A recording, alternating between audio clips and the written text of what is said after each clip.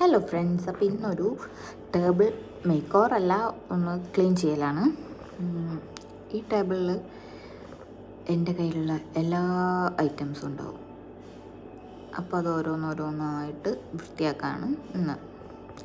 ഞാനിങ്ങനെയാണ്, ഇതെൻ്റെ ഒരു ഭയങ്കര കംഫർട്ട് സ്പേസാണ് ഈ ഒരു ടേബിൾ എന്ന് പറയുന്നത്. അപ്പോൾ എൻ്റെ കയ്യിൽ ആരെങ്കിലും എന്തെങ്കിലും എടുത്ത് വെക്കാൻ തന്നാലും എല്ലാം ഇവിടെ ഉണ്ടാവും. ഒന്നും ഇതുവരെ മിസ്സായിട്ടില്ല.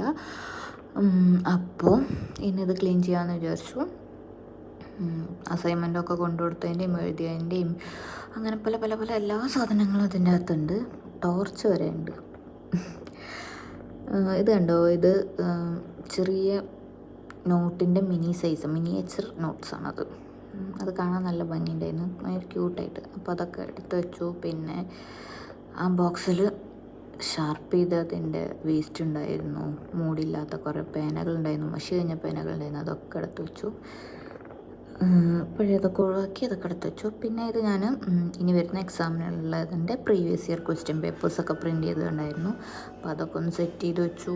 പിന്നെ ഇതാ നമ്മളുടെ A4 ലൈൻഡ് പേപ്പർ എന്നിട്ട് ഞാൻ വാങ്ങിച്ചതായിരുന്നു അത്. പക്ഷെ അത് A4 അല്ല, നോർമൽ സൈസാണ്. പിന്നെ ഡയറീസ്, പിന്നെ ഞാൻ വായിക്കുന്ന 3 പുസ്തകങ്ങൾ. 3 വായിച്ചു കഴിഞ്ഞാൽ എന്നാലും ഞാൻ വെറുതെ റിപ്പീറ്റ് അടിച്ച് വീണ്ടും വായിച്ചുകൊണ്ടിരിക്കും. പിന്നെ ഇങ്ങനത്തെ മാത്സിൻ്റെ ഈ ബുക്ക് ഉണ്ടല്ലോ, അതെനിക്ക് ഭയങ്കര ഇഷ്ടമാണ്. അപ്പോൾ ഞാനത് 2-3 വാങ്ങിച്ച് വെച്ചിട്ടുണ്ട്. ഇതുവരെ ഒന്നും എഴുതിയിട്ടില്ല. പിന്നെ നമ്മുടെ ഊത് പുകയിക്കുന്ന അതുണ്ട്.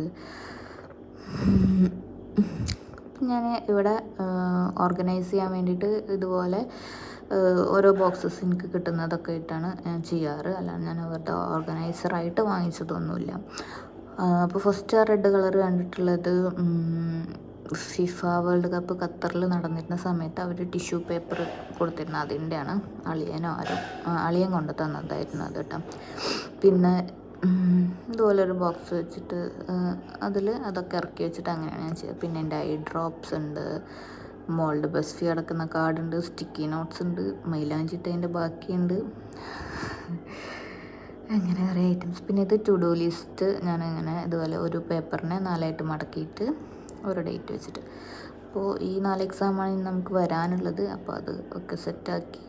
പിന്നെ ഇതിൻ്റെ ലാമ്പ്, അങ്ങനെ ഒരുവിധം ഐറ്റംസ് എല്ലാം എടുത്തു. ഇപ്പോൾ ഇത്രയും വേസ്റ്റാണ് കേട്ടോ. ഇനി ആ ഷീറ്റ് നമുക്കൊന്ന്, അത് വലിയ ഷീറ്റാണ്, ഞാൻ 4ആയി മടക്കിയിട്ടാണ് ഇട്ടിട്ടുള്ളത് കേട്ടോ.